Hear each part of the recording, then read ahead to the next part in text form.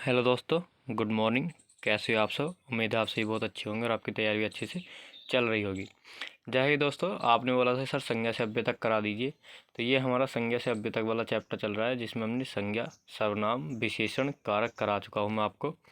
अगर आपने वो वीडियोज़ नहीं देखी हैं तो जा कर के वीडियो देख लेनी है। आज हमारा होने वाला है बातचीत। तो बातचीत स्टार्ट करने से पहले अगर आपने हमारे चैनल को सब्सक्राइब नहीं किया है तो प्लीज़ सब्सक्राइब कर लीजिए और बेल आइकन को प्रेस कर लीजिए। वीडियो को लास्ट तक देखना है, क्योंकि लास्ट में हमारे कुछ एक्स्ट्रा फैक्ट्स होते हैं जो आपको और बच्चों से अलग बनाते हैं। तो सबसे पहले जब हम कोई चैप्टर पढ़ते हैं तो जो चैप्टर हम पढ़ते हैं पहले जान लेते हैं उसके बारे में कि बातचीत आखिर है क्या। तो बातचीत की परिभाषा, तो बातचीत की परिभाषा है क्रिया के उस रूपांतर को बातचीत कहते हैं। किस रूपांतर को? रूपांतर मतलब रूप का अंतर यानी परिवर्तन। तो किसे कहते हैं? जिसके द्वारा यह जाना जाए कि वाक्य में कर्ता के विषय में कहा गया है, कर्म के विषय में कहा गया है या फिर भाव के विषय में कहा गया है। तो किस किस के बारे में बात की जा रही है? जिसके द्वारा यह पता चले कि वाक्य में कर्ता के विषय में कहा गया, कर्म के विषय में कहा गया या फिर भाव के विषय में। ध्यान रखना है, तीन चीज़ें बताई हैं कि कर्ता, कर्म और भाव। दूसरे शब्दों में या आसान शब्दों में, दूसरे शब्दों में कर्ता, कर्म अथवा भाव के अनुसार क्रिया के लिंग, वचन और पुरुष का होना वाच्य कहलाता है। क्या कहलाता है?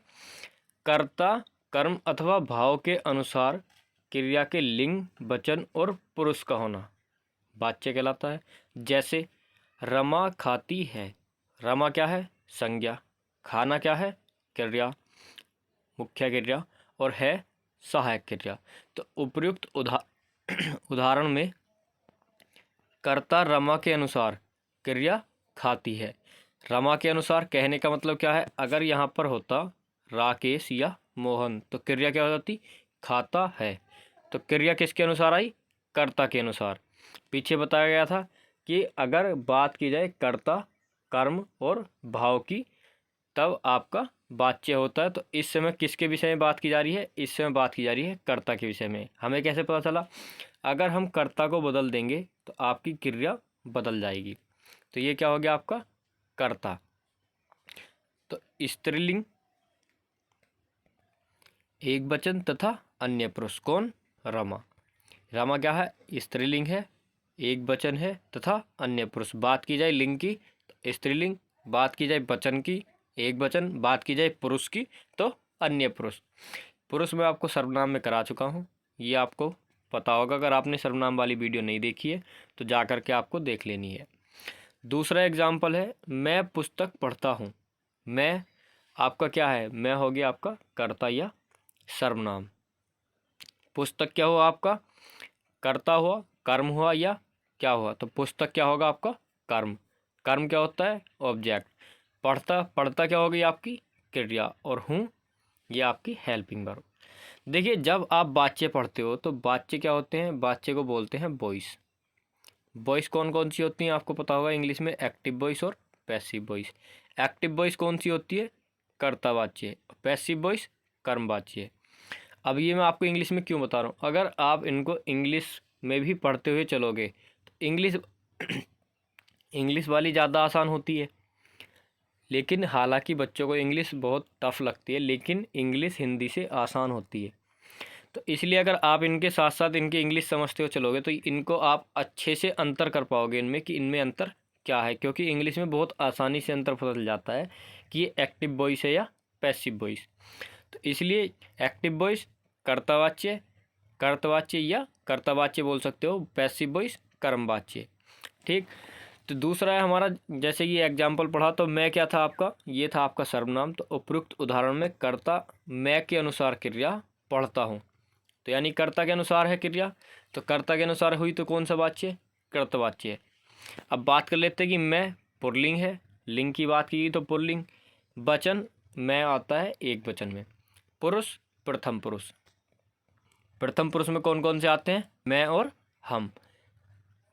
मध्यम पुरुष में केवल तुम, और अन्य पुरुष में सब, बाकी के सब। या द्वितीय पुरुष कह सकते हो। प्रथम पुरुष, द्वितीय पुरुष और अन्य पुरुष, या फिर उत्तम पुरुष, मध्यम पुरुष या अन्य पुरुष, इस तरह से।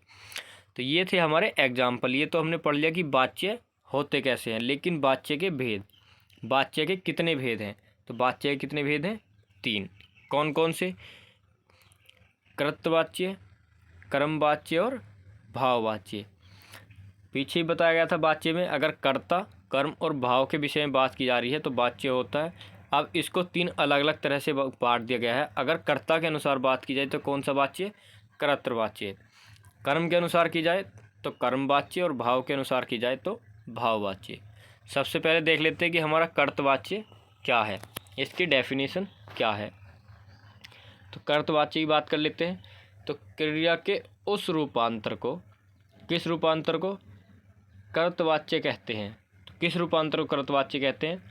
जिससे ये ज्ञात होता है कि, क्या ज्ञात होता है? कि वाक्य में कर्ता की प्रधानता है।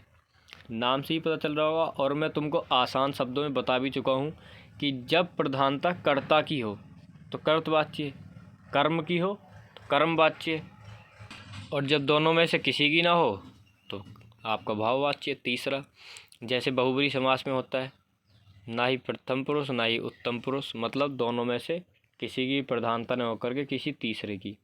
जैसे कि अन्य पुरुष में बताया गया था, सर्वनाम में पढ़ाया था मैंने आपको कि आपके उत्तम पुरुष यानी कहने वाला, मध्यम पुरुष सुनने वाला, और आपका अन्य पुरुष वो होता है जिस तीसरे यानी किसी अन्य के बारे में बात की जा रही हो, जिसके बारे में बात की जा रही हो, वो होते हैं आपके अन्य पुरुष।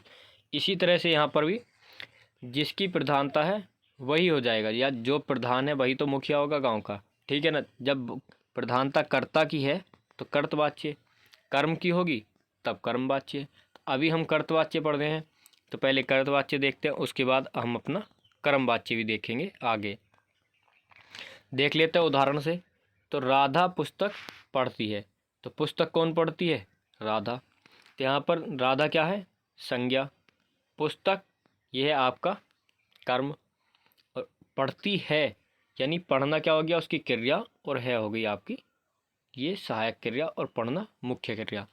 तो बात करते हैं हम पहले राधा की कि क्रिया किसके हिसाब से हो रही है, कर्ता के हिसाब से हो रही है या कर्म के। तो अगर आपको ये चेक करना है, अगर आप कंफ्यूज होते हो, देखिए जब मैं आपको कर्मवाच्य पढ़ाऊंगा तो आप में कोई भी डाउट नहीं रहेगा आपके माइंड में, ठीक है ना। फिर भी मैं यहाँ पर आपको समझा देता हूँ कि अगर एक एग्जाम्पल आ गया और आपको समझ में नहीं आ रहा कि ये क्या है, तो आप ये देखिए कि प्रभाव किसका है, प्रधानता किसकी है। बताया गया है अगर कर्ता की प्रधानता है तो कर्तवाच्य। पता कैसे पड़ेगा? तो आप इसका सब्जेक्ट बदल के देखिए। कर्ता क्या होता है? सब्जेक्ट। आप कर्ता बदल के देखिए क्रिया पे कोई प्रभाव पड़ा कर्ता का या नहीं पड़ा। अगर कर्ता का प्रभाव पड़ेगा तो कर्ता की प्रधानता हो जाएगी, और कर्म का प्रभाव पड़ेगा तो कर्म की प्रधानता। तो कर्ता बदल दीजिए, राधा की जगह मोहन कर दीजिए आप, कि मोहन पुस्तक पढ़ती है। क्या ये वाक्य गलत है या सही है? अगर हमने मोहन लगा दिया तो सेंटेंस हमारा बाकी का ऐसे के ऐसे ही एज इट इज रखने से क्या हमारा सेंटेंस सही होगा या नहीं? मोहन पुस्तक पढ़ती है, वाक्य में क्या गलती है? तो देखिए मोहन पुस्तक पढ़ता है न कि पढ़ती है। तो हमारी मुख्य क्रिया क्या थी? पढ़ना। तो क्या इस पे आपका प्रभाव पड़ा? बिल्कुल पड़ा। प्रभाव इतना पड़ा कि पढ़ती से पढ़ता हो गया, यानी उसके लिंग में परिवर्तन हो गया, ठीक है। हमने यदि कर्ता का लिंग बदला तो आपके क्रिया का भी लिंग परिवर्तित हो गया। तो इससे आपको पता चलता है कि हाँ हमारे कर्ता की प्रधानता है। दूसरा वाक्य देख लीजिए, लड़का खाता है। अगर आप इसमें जानना चाहते हैं कि किसकी प्रधानता है तो सबसे पहले सब्जेक्ट पकड़िए। सब्जेक्ट क्या है? यानी कि कर्ता आपका लड़का। लड़का का बनाइए लड़की, तो लड़की से क्या हुआ? लड़की खाती है। लड़का का बनाइए लड़के, तो लड़के खाते हैं। तो आपकी क्रिया बदल रही है किसके अनुसार? कर्ता के अनुसार। तो क्या हुआ आपका? कर्तवाच्य। उपयुक्त उदाहरणों में राधा और लड़का की प्रधानता है जो करता है। बताया था राधा करता, लड़का करता। किसके करता? अतः पढ़ती है और खाता है क्रिया कर्तवाच्य है। क्यों है ये आपको मैं समझा चुका हूँ। उम्मीद करता हूँ कि आपको कर्तवाच्य अच्छे से समझ आ गया होगा।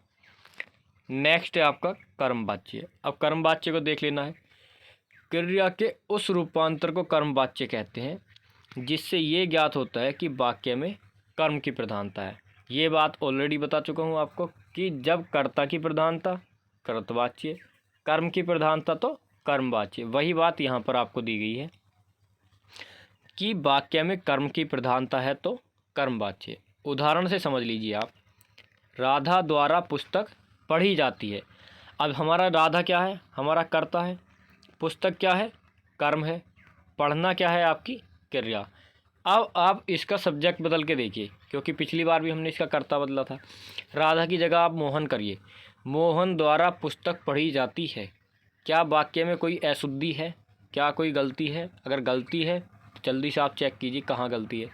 वाक्य में कोई भी गलती नहीं होगी अगर आप लिख दोगे कि मोहन द्वारा पुस्तक पढ़ी जाती है या लड़कों द्वारा पुस्तक पढ़ी जाती है, कोई भी गलती नहीं निकलेगी। तो इसका मतलब कि अगर हम कर्ता बदल रहे हैं तो हमारी क्रिया पर कोई प्रभाव नहीं पड़ रहा, तो कर्ता की कोई प्रधानता है ही नहीं। बात करते हैं पुस्तक। अब पुस्तक को आप बदल करके देखिए। अब देखिए, पुस्तक है आपकी स्त्रीलिंग, अब पुस्तक को परिवर्तित कीजिए किसी और पुस्तक से जो हो पुल्लिंग आपकी। तो यहाँ पर आप कीजिए महाभारत। अब बताइए कि राधा द्वारा महाभारत पढ़ी जाती है या राधा द्वारा महाभारत पढ़ा जाता है, कौन सा वाक्य ज़्यादा अच्छा है? तो राधा द्वारा महाभारत पढ़ा जाता है। ठीक है। अब पुस्तक की जगह आप कुछ और रख के देख लीजिए, खाना रखिए, राधा द्वारा खाना खाया जाता है या खाना खाई जाती है। तो किसके अनुसार परिवर्तन हो रहा है? कर्म के अनुसार। कर्म को इंग्लिश में क्या बोलते हैं? ऑब्जेक्ट। कर्ता को बोलते हैं सब्जेक्ट। मुख्य क्रिया मेन वर्ब, सहायक क्रिया हेल्पिंग वर्ब। तो ये था आपका कर्म वाच्य। दूसरा उदाहरण, श्याम द्वारा आम खाया जाता है। अब देखिए, श्याम द्वारा खाया जाए या राधा द्वारा, दोनों में एक ही बात रहेगी। राधा द्वारा आम खाया जाता है, राधा द्वारा भी आम खाया गया और श्याम द्वारा भी आम खाया गया। अब आम की जगह पर आप लीची रख के देखिए, आम की जगह पर लीची रख के देखिए, क्योंकि आम क्या है हमारा कर्म वाच्य है। आम हमारा कर्म है, तो कर्म को ही बदलेंगे अगर हमको कर्म की प्रधानता देखनी है तो श्याम द्वारा लीची खाया जाता है या श्याम द्वारा लीची खाई जाती है। तो परिवर्तन किसके अनुसार हुआ? कर्म के अनुसार। प्रधानता किसकी होगी? कर्म की। तो देखा, बताया था आपसे कि आप कर्म वाच्य पढ़ोगे तो आपको फट से समझ आ जाएगा और आपका कोई भी डाउट नहीं रहेगा। नीचे देख लीजिए, उपयुक्त उदाहरण में पढ़ी जाती है क्रिया का कर्म पुस्तक, और खाना और खाया जाता है क्रिया का कर्म आम है। तो ठीक है, आपको पता चल गया। इसमें बताया क्या गया है कि पढ़ी जाती है किसका कर्म है? पुस्तक का। खाया जाता है किसका कर्म है? आम। तो ये जो आम है खाए जाने का है कर्म, और जो ये पढ़ा जाना है ये पुस्तक। तो पहले उदाहरण में पुस्तक और दूसरे उदाहरण में आम की प्रधानता का बोध हुआ है, अतः पढ़ी जाती है और खाया जाता है क्रिया के कर्म वाच्य हैं। ठीक, आगे पढ़ लेते हैं अपना तीसरा भाववाच्य। उससे पहले भी कुछ है आपके लिए। बिना कर्ता के भी कर्म वाच्य के वाक्य बन सकते हैं। अगर आपका कर्ता नहीं दिया गया है तब भी आप कर्म वाच्य बना सकते हो। वो कैसे? पत्र भेज दिया गया। अब इसमें पत्र क्या है? पत्र इसमें कर्ता नहीं है, पत्र है इसमें कर्म। कभी आप सोचो कि इसमें पत्र हमारा कर्ता दिया तो गया है तो पत्र कर्ता नहीं है, पत्र है कर्म। भेज दिया गया, तो क्या भेज दिया गया? पत्र।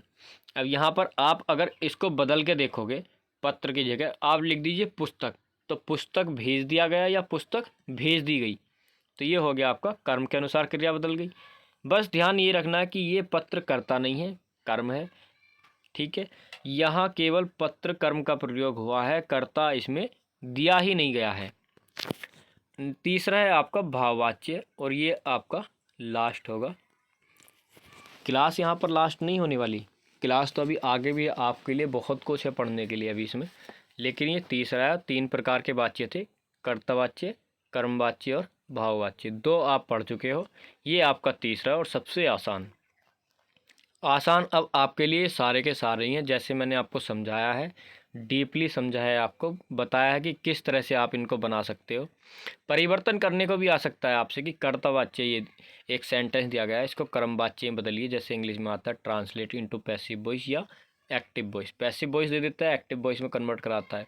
किसी भी तरह से आपसे पूछ लेगा, ठीक है। तो बताना है आपको भाववाच्य क्या है, तो आपको पहले मैं बता देता हूँ। क्रिया के उस रूपांतर को भाववाच्य कहते हैं जिससे यह ज्ञात होता है, क्या ज्ञात होता है, कि क्रियाओं में न तो कर्ता की प्रधानता होती है और न ही कर्म की, केवल भाव की प्रधानता होती है। तो देख लीजिए, जैसा मैं आपको पहले ही बता चुका हूँ, ना ही कर्ता की प्रधानता ना ही कर्म की, तो बचा क्या हमारा भाव। 3 प्रकार के ही वाच्य होते हैं, 3 विषयों में बात की जा रही थी वाच्य में, कर्ता, कर्म और भाव। ना ही कर्ता की प्रधानता ना ही कर्म की, तो क्या बचा, भाव बचा हमारा। बस ध्यान ये रखना है कि आपके भावनाओं की बात की जाएगी, यानी कोई भाव दिया गया होगा, ठीक है, ना ही कोई काम कर रहा होगा, ना ही करवाया जा रहा होगा। सर्दी में उससे खेला नहीं जाता, तो क्या नहीं किया जाता, उससे खेला नहीं जाता। कब, सर्दियों में। तो एक उसका भाव है कि वो खेलने के लिए सक्षम नहीं है, यानी कि उससे खेला नहीं जा रहा। तो क्या नहीं किया जा रहा, उससे खेला नहीं जा रहा, तो क्या दिखाया गया उसमें, उसका भाव। उपयुक्त उदाहरण में उससे कर्ता की प्रधानता न होकर केवल खेला नहीं जाता भाव की प्रधानता है। उससे की कोई प्रधानता नहीं दी गई है, उससे क्या है इसमें, कर्ता, लेकिन प्रधानता किसकी है, भाव की। क्या नहीं किया जा रहा, खेला नहीं जा रहा। इस उदाहरण में कर्म नहीं है, देख सॉरी, इस उदाहरण में कर्म दिया ही नहीं गया है, कर्ता दिया गया है, और उसमें भी कर्ता की प्रधानता है नहीं, प्रधानता किसकी है, भाव की। अन्य उदाहरण, मुझसे बैठा नहीं जाता, श्याम से टहला नहीं जाता। देखिए, सारे वाक्य ये बच्चे या आप लोग देखते ही पहचान लेते हो कि मुझसे खेला नहीं जाता, पढ़ा नहीं जाता, बैठा नहीं जाता। ये वाक्य आपके ऐसा नहीं है कि सिर्फ निगेटिव में ही होते हैं कि खेला नहीं जाता, खाया नहीं जाता, ये आपके पॉजिटिव भी होते हैं। जरूरी नहीं है कि सभी वाक्यों में नहीं लगा के दिया जाए, कुछ वाक्य भाव वाले ऐसे होते हैं कि उनमें नहीं लगा के नहीं दिया जाता। तो इस प्रकार के वाक्यों में कर्ता और कर्म के स्थान पर भाव अधिक प्रदान होते हैं, तो ये क्या होते हैं, आपके भाववाच्य। 3 प्रकार के वाच्य हो गए। आपसे स्टार्टिंग में मैंने एक बात बोली थी कि लास्ट में हमारी क्लास में कुछ एक्स्ट्रा मिलता है आपको, जो आपको और बच्चों से अलग बनाता है, और जो और क्लासों से आपको एक्स्ट्रा देखने को मिलता है। कोई आपको भाववाच्य वाच्य पढ़ाता है तो ये 3 प्रकार से आपको पढ़ा देगा और आपका काम खत्म। लेकिन यहाँ पर हम बताएंगे कि हमने वाच्य पढ़े क्यों हैं, इनका क्या महत्व है। आपको बता चुका हूँ कि वाच्य होते क्या हैं, कितने प्रकार के होते हैं। अब ये तो देख लीजिए कि वाच्य हमने पढ़े क्यों हैं, इनका प्रयोग क्या है, हमको प्रयोग कैसे करना है। तो अब हम आपको पढ़ाएंगे वाच्य के प्रयोग। सबसे पहले, वाक्य में क्रिया के लिंग, वचन तथा पुरुष का अध्ययन वाच्य प्रयोग कहलाता है। किस किस का अध्ययन, लिंग का। लिंग क्या होते हैं, पुल्लिंग, स्त्रीलिंग। वचन, एक वचन, बहुवचन। पुरुष, प्रथम पुरुष, मध्यम पुरुष और अन्य पुरुष। तो इनका अध्ययन क्या कहलाता है, वाच्य प्रयोग। तो वाच्य प्रयोग कितने प्रकार से हो सकता है, 3 प्रकार से। जब वाच्य 3 प्रकार के, तो इनका प्रयोग भी 3 प्रकार से होगा, सीधी सी बात है।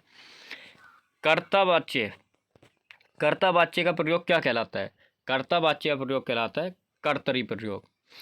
जब किसी वाक्य में क्रिया के लिंग, वचन और पुरुष कर्ता के लिंग, वचन और पुरुष के अनुसार प्रयुक्त होते हैं, तब कर्तरी प्रयोग होता है। जब कर्तावाच्य कर्म की प्रधानता है, तो कर्तावाच्य कर्ता की प्रधानता है, और जब कर्तावाच्य कर्ता की प्रधानता है तो लिंग, वचन, पुरुष ये सभी कर्ता के हिसाब से ही आएंगे। और जब कर्ता के हिसाब से आएंगे तो इस प्रयोग को हम बोलेंगे कर्तरी प्रयोग। ठीक, जैसे रामू अच्छी पुस्तकें पढ़ता है, तो यहाँ पर कर्ता क्या हुआ आपका, रामू क्या पढ़ता है, पुस्तकें। जैसे मैंने आपको कर्तावाच्य में कन्वर्ट करके बताया था कि इनको बदल के देखिए, इसकी क्रिया को कर्ता को बदल के देखिए, क्रिया बदलेगी। तो उसी प्रकार से यहाँ पर आपको बताया गया है कि लिंग, वचन और पुरुष कर्ता के लिंग, वचन और पुरुष के अनुसार प्रयुक्त होंगे। तो जब आप कर्ता बदलोगे तो लिंग, वचन और पुरुष भी बदलेगा। नेक्स्ट आपका कर्मणी प्रयोग, ये आपका कर्म वाला है। कर्म वाच्य के प्रयोग को कहते हैं कर्मणी प्रयोग। जब किसी वाक्य में क्रिया के लिंग, वचन और पुरुष कर्म के लिंग, वचन और पुरुष के अनुसार प्रयुक्त होते हैं, तब कर्मणी प्रयोग।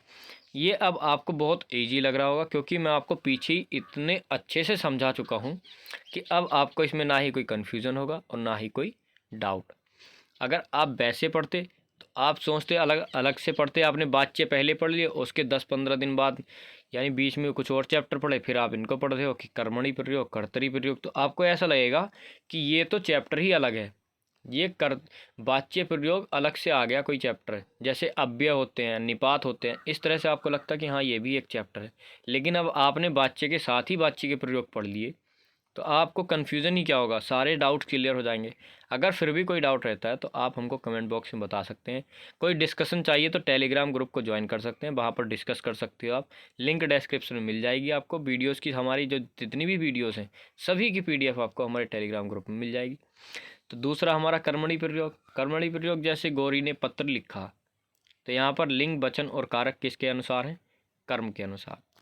नेक्स्ट है हमारा भावी प्रयोग। भावी प्रयोग यानी लास्ट बचा भाववाच्य, तो भाववाच्य भावी प्रयोग, भाववाच्य का प्रयोग भावी प्रयोग।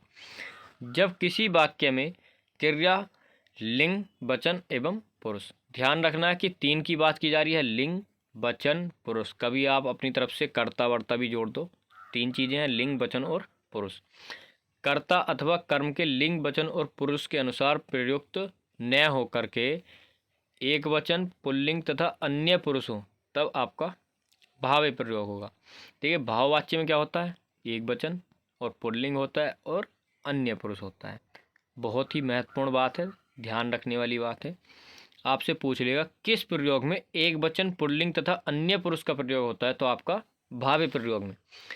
कर्तावाच्य, कर्मवाच्य, भाववाच्य, कर्तरी प्रयोग, कर्मणी प्रयोग, ये आपने पढ़ लिया। लेकिन यहाँ से क्वेश्चन आपसे पूछ लिया, आप हो जाओगे कंफ्यूज कि एक वचन कौमा पुल्लिंग तथा अन्य पुरुष हो तब कौन सा प्रयोग होता है?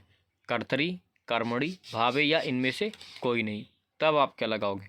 तो अगर आप ध्यान से पढ़ रहे हो तब आप लगाओगे भावी प्रयोग।